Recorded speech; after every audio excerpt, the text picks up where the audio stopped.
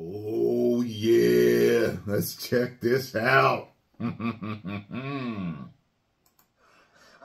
your shadow for hours, but you sense nothing. Uneasy is the head that wears the crown. That's most certainly true of Insomniac, the single biggest studio during the launch year of the PlayStation 5 and beyond. That crown appears to be no lighter, as yet again they were tasked with showing off the biggest single gameplay of any first party at the PlayStation Showcase last week. Being a technology-focused team since their inception during the 32-bit era, they quickly improved their engine to show off the potential of the PlayStation 5. Will they continue to swing higher and further than all others in Spider-Man 2? Now, gameplay previews always need to be caveated that this is all a work in progress and will significantly change come launch. But when it comes to software development, the polishing, the refinement and optimization are all later in delivery. And some of the footage shared here bears this out, something we have seen consistently over the years. Now, the reveal was split into two separate pieces, almost as if Sony were not sure which of the two they would show, or both. The first being a real-time cinematic that introduced a new main villain in Kraven the Hunter, taking out an unknown expendable bad guy in hard target fashion. Now, we can see the sharp material quality, keyframes, facial animation and performance capture have continued from the first two games, along with the physically based but heavily stylized rendering and character models. And although surely it has some boosts across the board, noticeably in the hairspline technique they use in the remaster, Miles and Ratchet and Clank, and exclusive to the PlayStation 5 in its higher fidelity mode, here ramping up the beards, hair and warm collar of Kraven, perfect for those cold jungle days.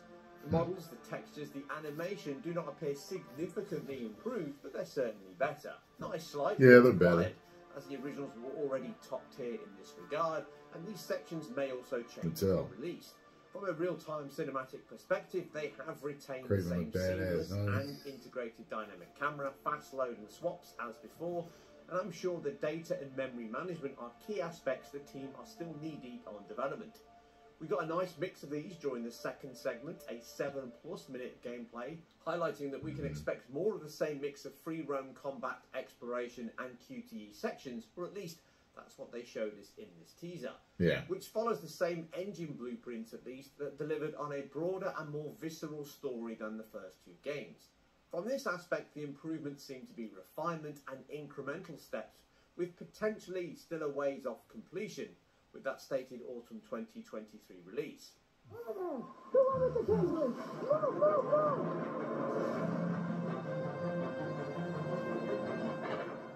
Now, showing an evolving game is nothing new, and we know this is true of Insomniac of old, with Rift Apart having multiple showings before release that demonstrated its progression.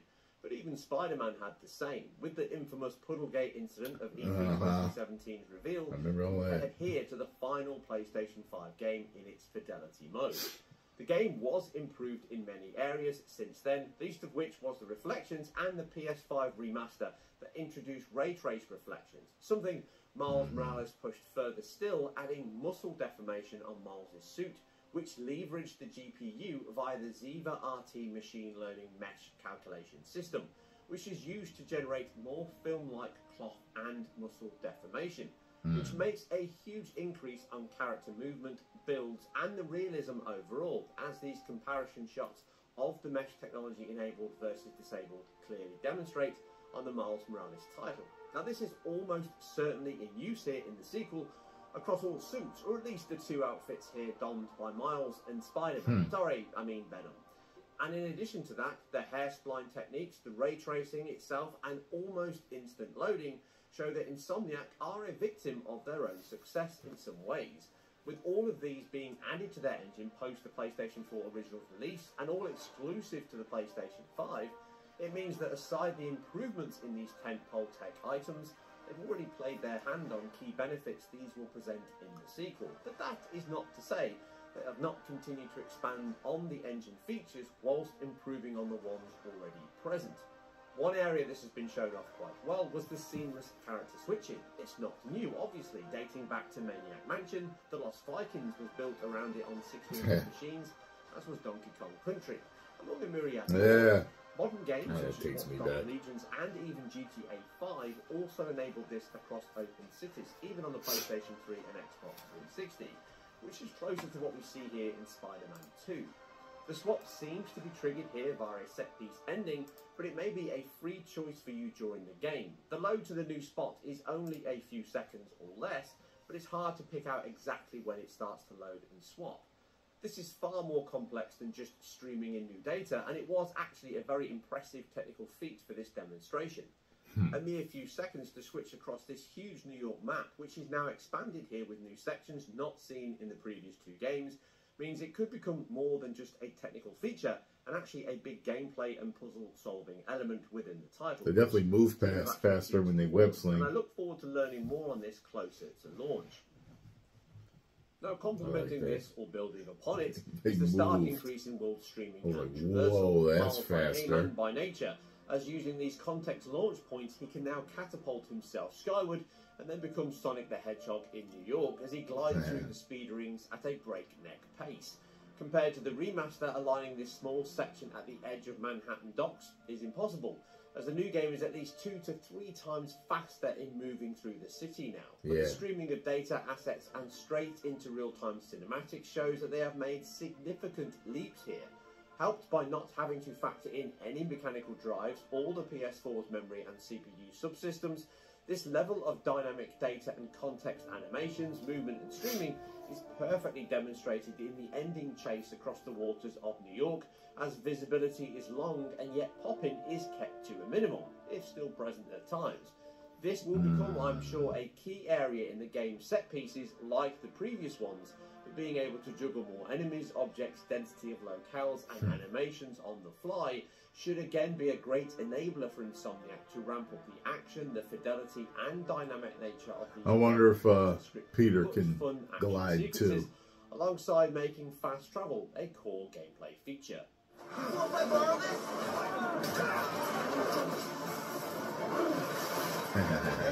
I try to use the momentum of that to swing. Another big area of improvement and Catapult certainly himself. a standard weakness within video game rendering is water. The first title certainly didn't have the best water in games, but far from the worst. It effectively used a tessellation height map surface for the water bodies themselves, in addition to a shader tessellation of geometry around the character themselves, which is bolstered further by some alpha effects to simulate the impact of you going in and out of the water. Specular and normal maps were then added on top, which gave additional detail for the undulations and the reflections of the sunlight bouncing off the surface, which was convincing, certainly from a distance. But you generally didn't spend much time in water at all, and it wasn't used heavily in the title. In addition to this, the reflections used screen space reflections. So looking at the new game, they've certainly improved water bodies in 2 key areas.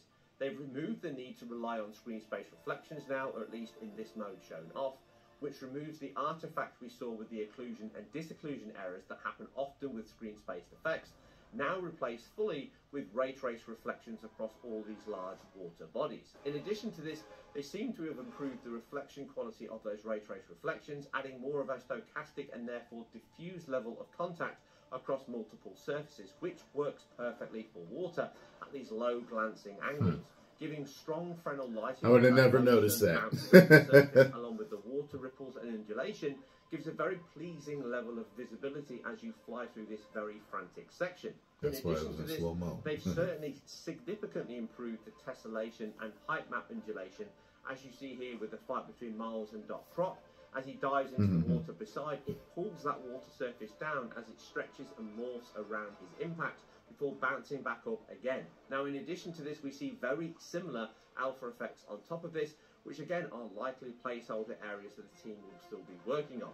It is drastically improved over wouldn't know nothing about that. with a much better mix of alpha effects GPU particles, hiding that blend between the characters and the tessellated mesh of the water body. This is likely still work in progress though, as I say, and it may change and improve come launch. As noted previously, water simulation is very expensive and difficult, and therefore it really is a fluid simulation that is required to convince, but the team have done an exceptional job in improving on the previous title, and it does point to the fact that they'll be using water bodies and potentially water combat more often due to the fact it was a key element in this demonstration. One of them, remember? That's it! Hey! Alley-oop on 3! The original PlayStation 4 and Pro versions were and remain some of the best looking open world games of last generation. The PlayStation 5 updates improved in key areas on that, and comparing the remaster and miles to the latest title, in only the small sections we can use in those games, we can see that changes to building, assets, materials and reflections are present. Some of the level of detail, certainly in the tree billboard imposters, do appear to be placeholder, and textures are also possibly being worked on. This is commonplace. These can be swapped out with the latest versions at any point during development. Comparison shots show tree billboards are worse at times, as are textures, but some are due to the bit rate of this 4K feed. Streaming travel is now 2 to 3 times faster than before, as no PlayStation 4 version needs to be factored in. And trees do not swap to 3D geometry until a little closer than the previous titles. Now this may be a balance between the longer draw distance it seems to have in the city and the huge traversal increase it now has. But this is a slice of a game deep in development, so it is also likely quick wins to achieve a stable frame rate for this demo were deployed, which never seemed to buckle from its 30 FPS target. Like the previous games, Insomniac's temporal injection AA is present, and includes a dynamic resolution scaling element, which counts here fluctuate from a counted high of 3456 by 1944 and a low of 1440p. These are approximate. Now this is the best use of the machine, and the image quality and details were impressively sharp, and the game has always had an exceptionally clean and stable image as a result. Must be sushi night. You still got that hunter drone you hijacked? One of the areas noted is the time of day and sun does move in this demo at certain points, which may be a bug, but may also point to the fact they've now moved to a full time of day cycle between blends, whereas the previous titles used fixed points of day and weather systems for story beats. The game itself also uses cascaded shadow maps from this demo, with the sun being a key light source in the demo, but also interiors show the cascade can be improved at a relatively short distance. That said, interior electric lights do seem to have been improved with their contact hardening and a soft penumbra as they stretch further from the light and contact. This is some digital foundry First games also analyzation. had interiors that were lit by outside lights, as here, and these cast shadows and reacted well with the excellent physically based Like materials. that color there. Walking That's through nice. this dark lighting. section, we can see the dynamic light sources, soft shadows, and improved ray trace reflections on the metal pipes. These have improved over the previous games and look much better. In addition, the game also uses screen space shadows and ambient occlusion, with the long distance shots at the start helping to ground the object and stop that game look that can happen. But you can see these draw out as the screen space data is occluded or drawn off screen. We can see this during traversal also, and these are good solutions that balance quality with performance. The ambient occlusion does appear to be better than before, with it being of a higher precision, or at least it does not present the same occlusion issues as per the first game. Now, having no ray trace shadows may again only be a development issue, as the previous game never launched with a 60 FPS ray trace reflection mode. Right. This actually came post-launch. So the final game may yet see these added, even if for short-range interior light sources, which would again be a perfect balance of performance and quality. Which closes off this preview of an overall impressive demo from Insomniac once again. Boom! The areas that have not been shown or can be confirmed are likely going to be the most interesting. For example, the deformation and venom powers could be expanding on that Ziva RT machine learning they introduced in Miles Morales, and this will aid the dynamic blends and morphs between fixed meshes during gameplay in real time. And actually the venom powers were very impressive from a visual and animation perspective. This aids memory space and improves that film-like quality they're going for. Now this theory is bolstered further as the venom arms and webs now cast shadows, which only the thicker web shots did in the first game, as these are polygon based and not a flat texture, which the web lines were, as they do not cast shadows. If we look back to the increases the team made to both Spider-Man games and Rift Apart post-release, I think it's safe to say that this is just an appetizer for the main event come the end of this year. Well, I What we can't have wait. is a clear evolution on the base the first games established, with clear improvements across many areas, and I'm sure the web swinging combat will be even more flamboyant and flashy than the first game. I, for one, am certainly looking forward to swinging back into that very soon. And that's it for another performance and graphic related preview. If you like what we do here on IGN, then keep it IGN Performance I have to Reviews. play the first one to get used to it before I jump on this one. 1, 2, 3, Allie!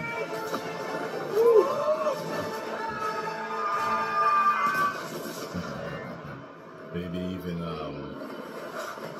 play a little Miles Morales, get used to it. I like playing both of them. Of course, the first one's the best one. Miles is kind of like an in-betweener there with Beta Miles. And, hopefully this one is off the chisane. Post comments down below. Let me know what y'all thought. If you enjoyed my reaction, hit the like button, subscribe, and share. 10 million subscribers. Woo!